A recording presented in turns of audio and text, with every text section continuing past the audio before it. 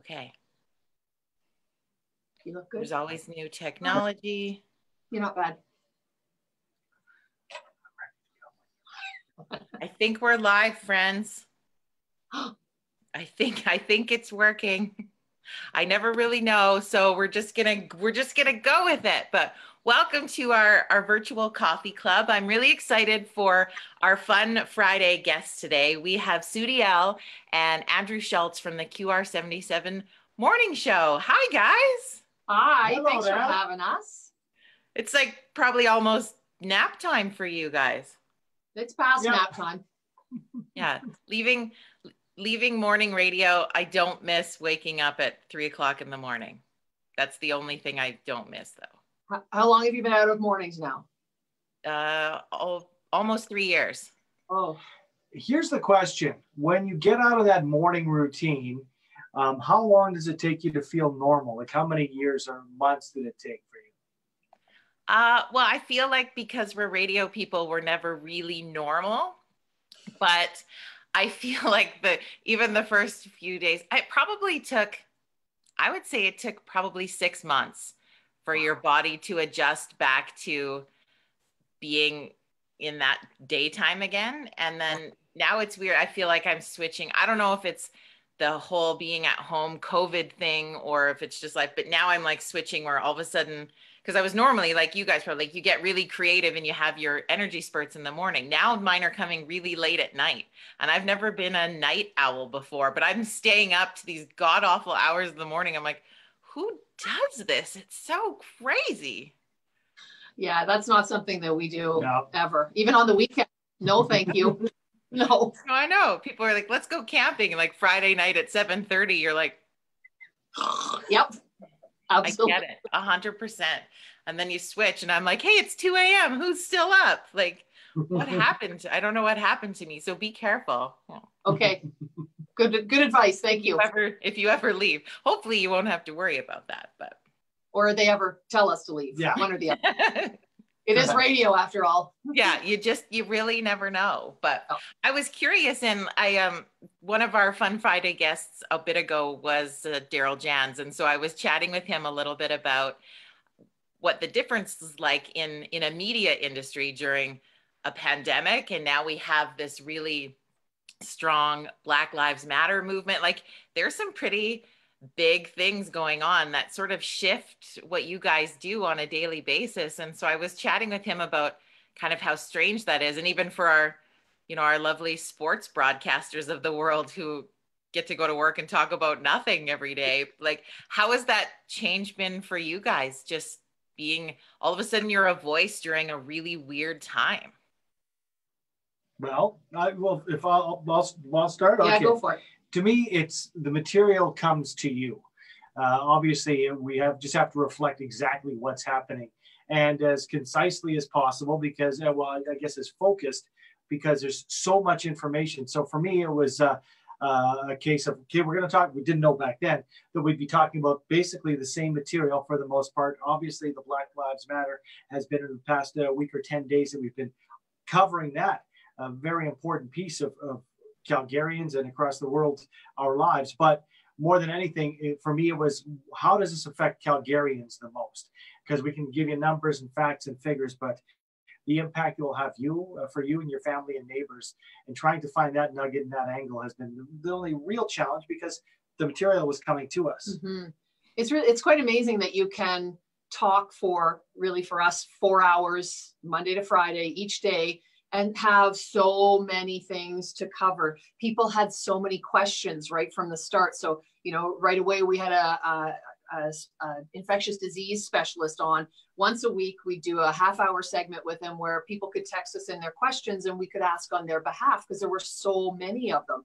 So it was really different. And not to mention, of course, we're the only people who are at the radio station are the morning teams. There are 3 radio stations in our building. Only the morning people here, otherwise everybody else working from home. So it's been weird for us as well as the listeners. Well, and the Friday, when really things started to get locked down, it was decided that I would be in a different booth. So we were socially distanced very early on until like about a week, 10 days ago, which even in our studio, we were 8 feet apart to begin with. but we took that precaution and now we're back together. But to go from talking with someone, microphone, yes, in front of you, but you're having a face-to-face, to being 20 feet away in a separate booth, that was a real challenge. Where we couldn't even see each other. Yeah, it's weird, right? Yeah. I remember back in when I was on the Eagle radio station in Okotoks, that's where I worked with Darryl Jams, but he would be in the High River studio and we would be in Okotoks. We were in totally different, and he would just be this voice that would like come out of the speaker into your headphones, but you have no idea when he's going to talk or what he's going to say. Like, it was almost terrifying. So I get that feeling for you. We were lucky. Sorry, go ahead. Maybe you enjoyed the little break from Andrew. I don't know. Yeah. Terribly. But I did not know that you guys weren't in the same studio, first of all. So obviously it worked really well. And we were lucky because we have our producer, Dave McIver, who was sitting in a booth in the middle between the two of us because we couldn't see each other where we were. So he was kind of like our traffic cop in the middle. And we would each talk to him and he would relay it back to the other. So at least we had somebody kind of helping us maneuver it, but it was crazy. That's insane. That's fun. Well, and probably the other big thing that has affected, I was listening this morning, and Andrew, it being National Donut Day, and you're down that people can't bring you the donuts. Like, how are you going to get through today? We tried so hard, and you know what? I'm just going to blame this COVID-19 pandemic. Otherwise, we'd have boxes of donuts. Yeah. Andrew's good at begging, and it just didn't work today. I have no shame, but you know, and it's interesting because yes, we're still very much in a different world, still socially, distanced to a certain extent, and using the hand sanitizer. But I really got the sense that it's been the past 10 days or so that things are starting to change even within the news cycle. So I don't know that we would have even a month and a half ago mentioned National Donut Day. Mm-hmm. True. It seems like, although it's something small, but some of the fun tidbits in radio and in the media and in pop culture starting to infiltrate back. And so it's fun to embrace something like a Donut Day now because it's a little bit more of a sign of normalcy, I think. We can add the lighter side of things. Yeah. And there really has been not much that's been light over the past couple of months, right? And now we're into a whole nother super important phase with the Black Lives Matter protests. And, it's funny how things have changed. It's a good thing we were coming out of the pandemic anyway, because we've been able to, shift focus onto something that is so crucial, not just here in Canada, but obviously, I would say even more so south of the border. Yeah, 100%.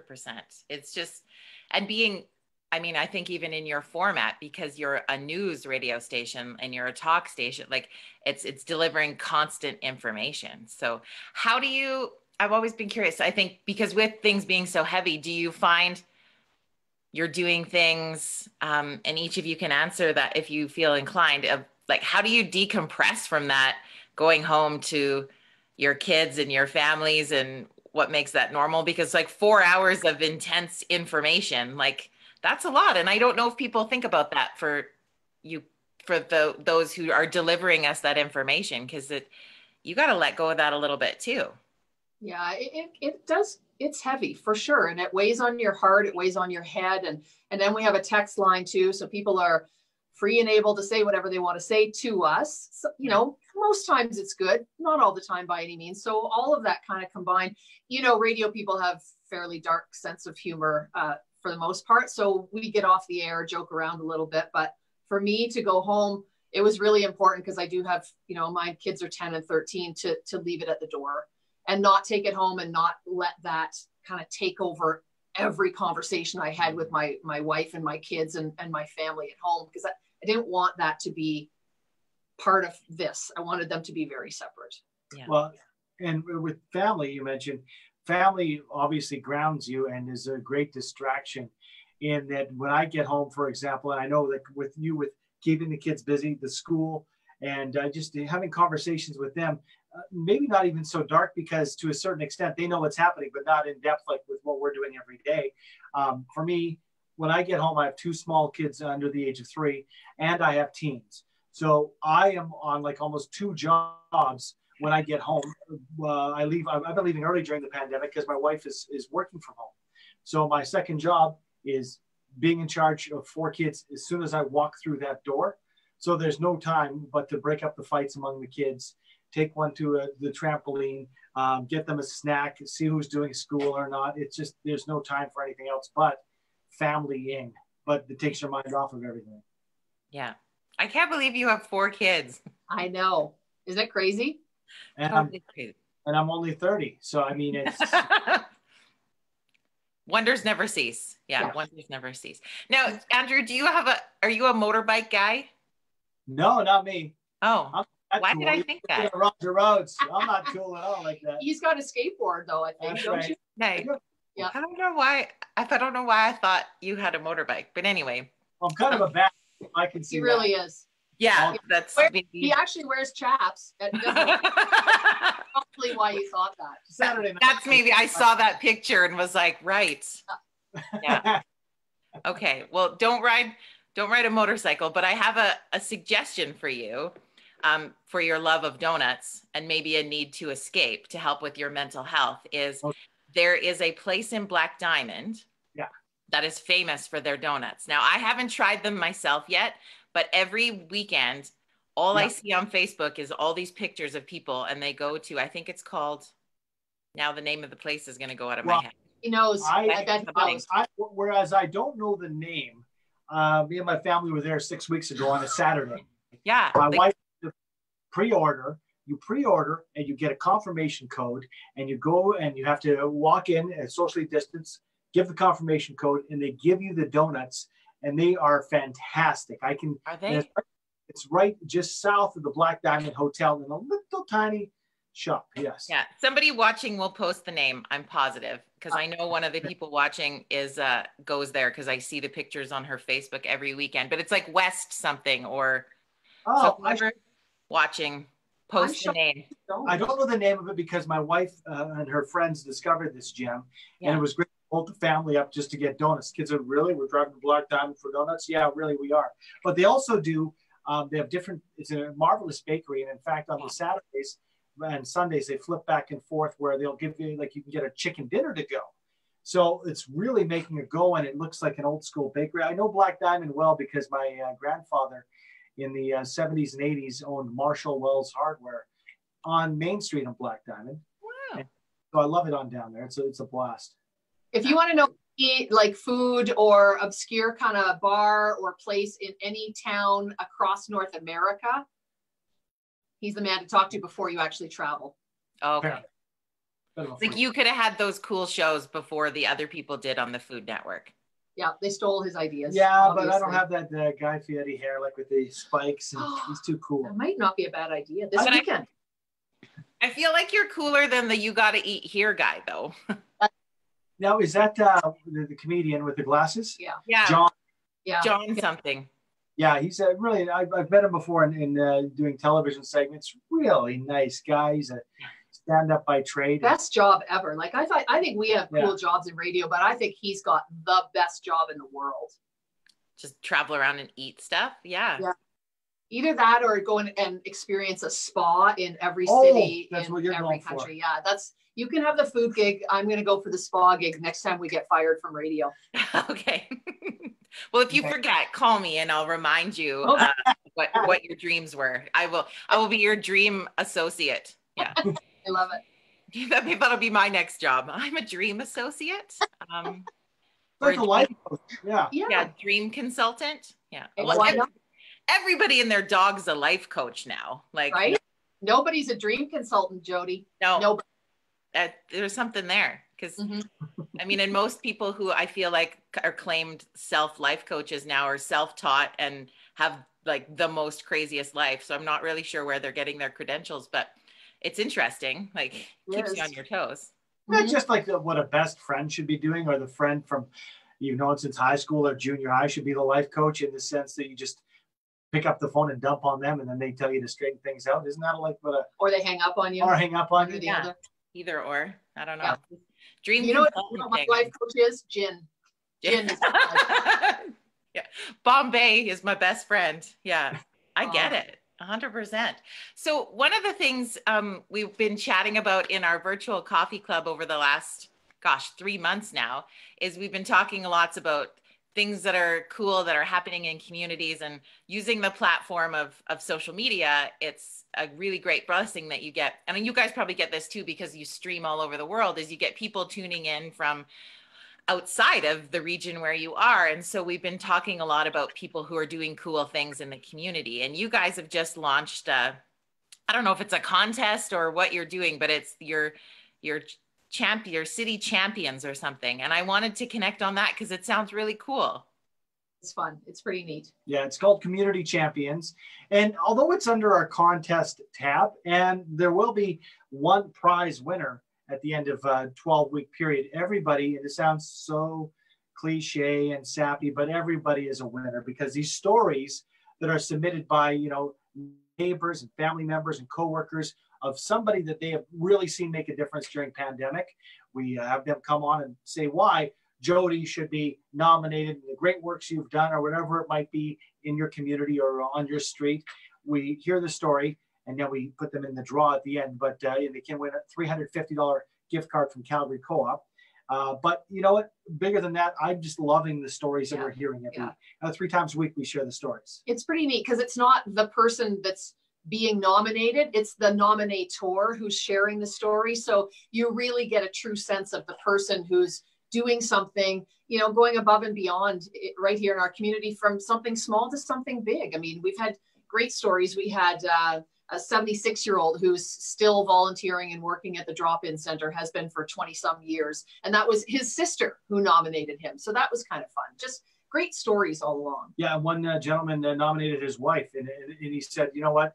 She recently lost her job, so she finds that she should be kind of down in the dumps, you would think, but no, she keeps the house running because, you know, she has to. Like, yeah, you could just, you know, be in the doldrums and say, you know, I'm not going to, I'm going to, you know, have some self-pity time. Not the case. He's still at work. She's at home, and her son, their son, has special needs, and she's had to step it up and become, you know, the homeschooler and spend the hours doing that. And he said she's not complained once. She's, you know, taking on this role and hasn't missed a beat during this time pandemic. You can just hear it, you know, in his voice, the appreciation of somebody who's been through a lot, but is, you know, helping others along the way during the pandemic. It's pretty cool. There would be the dose of balancing out some mental health for you, right? Is those stories mixed amongst the other conversations? Yeah, very much so. I mean, we talked this morning to a senior. She and her husband live in a corner lot in their home. And she says really their neighbor is what has allowed them to stay in their home, because he does so much for them. You know, the neighbor caught her, a senior, up on a 15-foot ladder trying to clear the gutters the other day when it was raining so hard, and he came running over and said, you know, enough of that, get down. He got up and did, you know, the work that needed to be done. And he shovels for them and always has, but just has really even stepped up even more, you know, through this time when they didn't want to go out and they didn't want to be out shopping and that sort of thing. So just great stories like that. And that, you know, as Andy said, that they happen every day in our community, but there are a lot of people even stepping it up more so right now. Yeah. Which I really love, because I think there was, I don't know if it happened as much in Calgary, but I think it happened everywhere. I know we were seeing it in smaller communities outside. Is just there was a sort of a time frame through the pandemic where people, you know, people get upset with other people who are breaking the rules. So like my neighbor wasn't social distancing, or, you know, we had lots of conversation like that in coffee club, and people were starting to kind of, because you're living in this place of being sort of fearful and non-regulated, and so your mind twists on you a bit, and so people were kind of telling on other people and their neighbors. And so I love this shift where we have an opportunity to celebrate that, because yeah, you have moments where, you know, everybody, you can get mad at anybody in a situation, or your neighbor cut the lawn too close to your perfect lawn, or whatever that looks like. But taking time to really celebrate and love who's around us is just so great. Like, I love this. I love that you guys are doing it. It's kind of fun because I think it's given us, you know, being home and seeing what's going on around us. It's given us a chance to be a little more appreciative of the people we love, the people who are closest to us, but also those in our community, our neighbors, the people on the front lines. Obviously, boy, we've certainly paid a lot more respect to the people, you know, that are cashiers at the grocery store, or the doctors and nurses. anyone and everyone who's stepped up. I think it's given us a better appreciation, made us slow down, and made us appreciate everybody else that's doing their job. And to give you an idea, you can hop online at 770chqr.ca, click on contests. If you like how I slipped that in. Mm-hmm. You can look at the tab and nominate and put your information in. To give you some context, the toughest part when it comes to community champions is choosing the 12 over a 12-week period that we're going to highlight on the air. And I don't want any part of that. I'd like somebody else to pick those because every story is fantastic. Yeah. Could you blog them all? That'd be really cool. Good question. You're making us work harder even now. Oh, sorry. Could you get someone to put them onto the blog for you, and then people could have the opportunity to go through and read them? I think would be really cool. I think that's a great idea. We're going to talk to our people. Yeah, we have people. Her name's Katie. Right. I'm like, you got to have some sort of intern or somebody that's looking to do some blogging for you. Yeah. We'll find somebody to do it because that is a great idea. I'd love for everybody to be able to see all of them, not just the ones that we can highlight on air. Yeah. Well, and then, thinking of whoever does your socials, they've got some positive repurposed content they can continue to sprinkle, It's like you're in this business. It's like I think about this stuff all the time. I like how you call it socials. Yeah. That's awesome. So is it open to people outside of Calgary, or is it just for community champions in Calgary? Nope, anywhere. Anybody who wants to nominate someone, just let us know, because there are people doing great things outside of the city limits as well. Awesome. I think that's really cool. What's a good thing you did your shameless plug of your website then, Andrew? What did you say? It was 770chqr.ca, I believe is what he said. Yes, and the contest tab. Yeah. I think that's what I said. Yeah. Good. Oh my gosh, you guys are adorable. Thank you for taking some time out of your busy schedules to have coffee with us, even though I'm the only one who is drinking the whole time, but that's cool. Usually we're drinking all the time too, but we've had, you've probably had 40 cups by now. Yeah. We'll go home and drink later, promise. Yeah, promise. Awesome. Thank you so much for hanging out with us today. And I encourage everybody to tune in to QR77 Morning Team and hang out with these two every day. It's worth the listen. Thanks, Jody. Appreciate it. Thanks guys. Bye.